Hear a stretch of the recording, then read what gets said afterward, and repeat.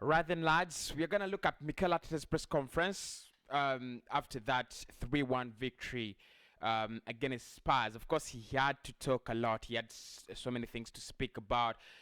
He was asked about the fact that if that is the project, if the project has actually gone bang, and he said that's the kind of football the players have to play. That's the kind of football he wants them to play. But there is a lot to do. So we're going to look at Mikel Arteta's press conference. Make sure you do smash a like on the video. Make sure you do subscribe to the channel. We're going to react to his press conference and see exactly does he feel, does he, believe this is it? Is it, does he now feel his project has given up? Is it time for Arsenal fans to start believing in what you would call the Mikel Arteta project? Right. So the first thing you will see on the Arsenal website is you could see from his full-time reaction what Sunday's victory against Tottenham Hotspur meant to Mikel Arteta. Afterwards, our manager was beaming as his face, beaming as he faced the media. And this is the full transcript of the press conference and exactly what Mikel Arteta spoke about in that, in that meeting with the media. First and foremost, on the win, he said, it is one of the nicest things I have experienced in the stadium. To win it, that is the North London derby, and to win it in the way that we did and feel that connection with the team and the supporters made it really, really special. And you really can't lie, because the North London derby really means a lot. Whether it is Spurs, Chelsea, whether it is Arsenal, Spurs, both of us do want to beat Spurs, and Spurs are always the noisy, difficult, stubborn neighbors. And I think under Jose Mourinho and under Mauricio Pochettino, the North London derby had taken a different kind of shift. Spurs making themselves very, very comfortable in North London derbies, because they had a very, very good team and a very, very good manager under both Spurs, under Mourinho and Mauricio Pochettino. But I think Arteta doesn't lie. We've had two games in a row, that is Norwich and Burnley, winning both of them 1-0. But you needed more in that game. You needed to score at least more than one goal, which we did in the first 34 minutes of the game. You needed your team together. You needed the team spirit. You needed a good performance. You needed to beat Spurs in the Northern Derby. You needed so many things, and eventually the team did it. I really can't come out and say Arsenal didn't deserve that win. I would be absolutely crazy. So Arteta says, it's a special moment when you win a North London derby, but especially winning it in the manner, winning it in the way we did, beating them 3-1, 3-0 at halftime, and it's absolutely over. I've been looking at Nuno Espirito Santo's press conference, and he actually said, at halftime, he said, he just knew the plan didn't work, and they were disappointed and devastated. So I think Mikel Arteta is absolutely spot on with that there as well. On the fans, speaking about the fans, he said this is an Arsenal team that have won a game today, and the manager saw a lot of things that that is very related to, and I'm proud of the way we played, and I'm very proud of the way we were able to give something back to the fans, because they really stuck behind the team. And he's absolutely right. Because when the team was playing the crap, a lot of crap, the fans were there. Because there was a time when Arsenal played absolute shit. We've got to say that. We've got to speak about it. There was a time when Arsenal played absolute shit, gambling here and there, Mikel Arteta out. You remember those headlines. I'm not Mikel Arteta in, trust me. I'm not at the moment. I'm not yet Mikel Arteta in, but I think he makes great points, because the fans have been there. They've stuck behind the team, and that's what you want to see. Your team rewarding you, your team giving you some reason to go to bed early or to go to bed late, depending on how you celebrate your victories. But in a nice way, in a good way. I could decide to go to bed early just to think about how we beat Spurs. I could decide to go to bed late just celebrating beating Spurs. Depending on what happens, you need the win, and absolutely, I think we got it.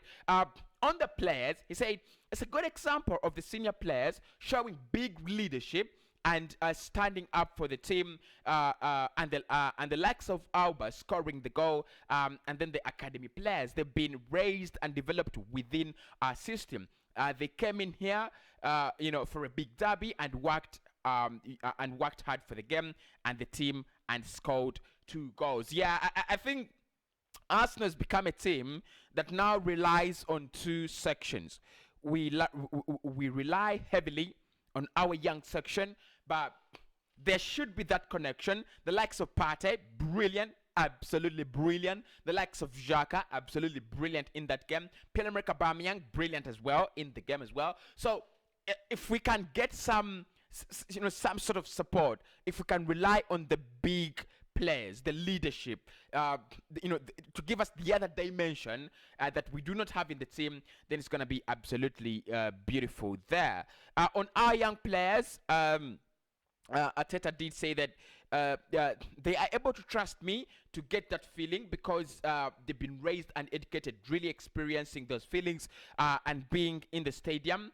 As a supporter of the club, a lot of people that we have in our organization have a real sense of a derby, of what a derby means, and I think they will be proud of what they have seen. Right. On the atmosphere, he said, certainly, I think when we didn't, right, let's get this right. Let's get this right. He said, on the atmosphere, he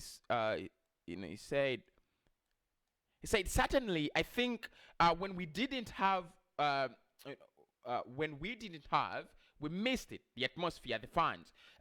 It's impossible to attract people and to connect with what we are trying to do if we don't have fans in the stadiums, if we don't have supporters here. It's such a different thing when you have a sense, when you sense that they believe, they are willing to support, and we want to entertain them and play in a way that they can be proud of, and that happens at the same time. That's why I think we are all enjoying, and we are all really happy today with what we have seen. Yeah, I mean, Mikel speaks about the fact that fans being out of the stadium is a very important, is a very important, factor to performances. And I think it is. During the COVID time, yes, we had teams winning games and things like that, but with fans coming back, you can see, stadiums have gone back to being the fierce, rods that they were. It's hard for you to go to Liverpool. It's gonna be hard for you to go to Burnley. It's gonna be hard for you to go to the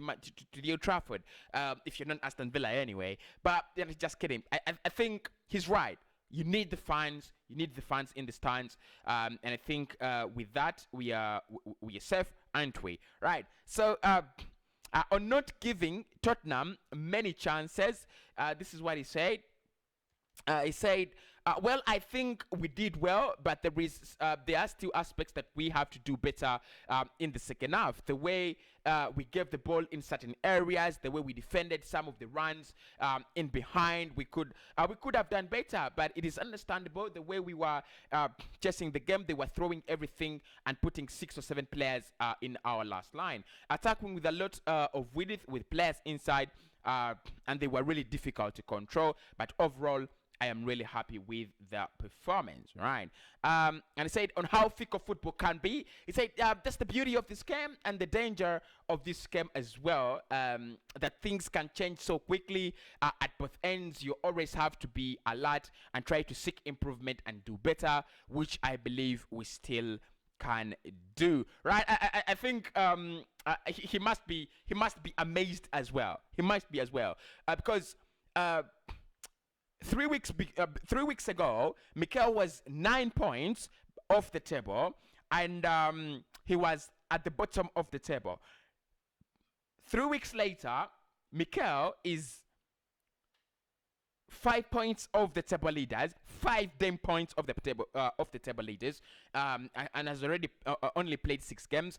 And what is interesting is that he's sitting halfway the table.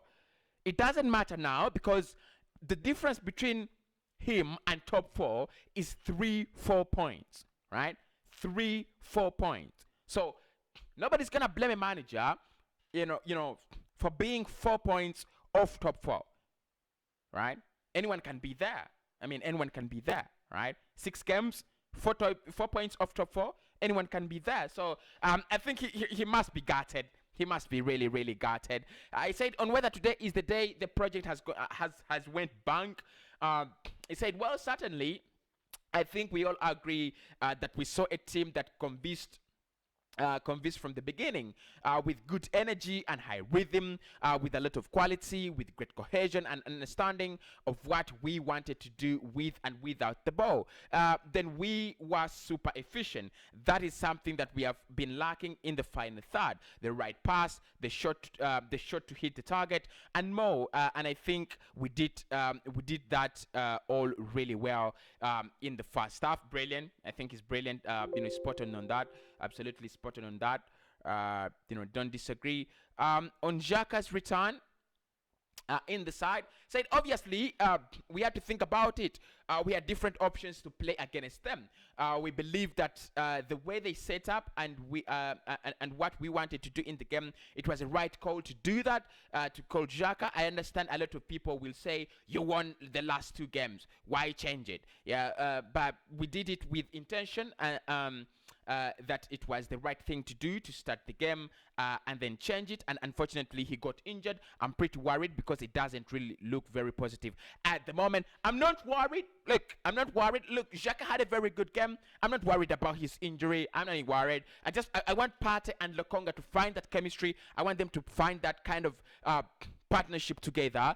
And the more Partey plays with Aubameyang Lokonga, the more Partey plays with Lokonga, the better we are gonna get. Because for me, Partey needs to be the 8. Partey needs to be the box to box, and Xhaka, who needs to be the CDM, doesn't do it well. So get Lokonga to be your CDM and get Partey to be your CM. Maybe until January, maybe until next summer. Who knows? Who knows what's gonna happen? I've seen Arsenal interested in Asensio. We will discuss that later. Later in the podcast, right? On how close the performance was to the vision and how he's changed things.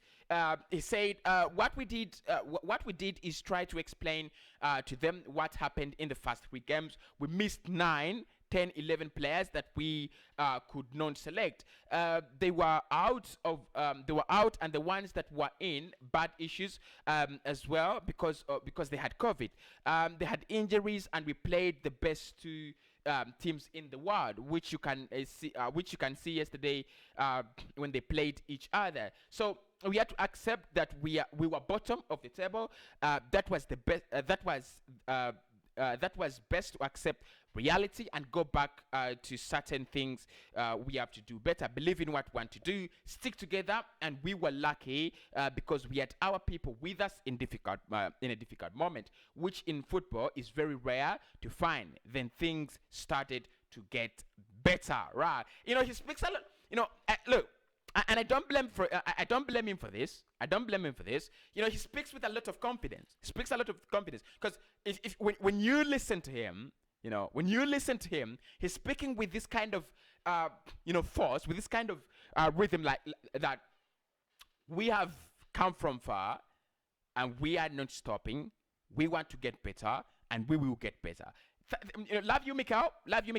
I want you out. That's the truth. I want you out, but at the moment, you're really speaking with a lot of confidence, right? And lastly, on the message to the fans moving forward, he said, thank you for creating this incredible environment today with the energy they had towards the team, and enjoy tonight. That is Mikel Arteta speaking after Spurs.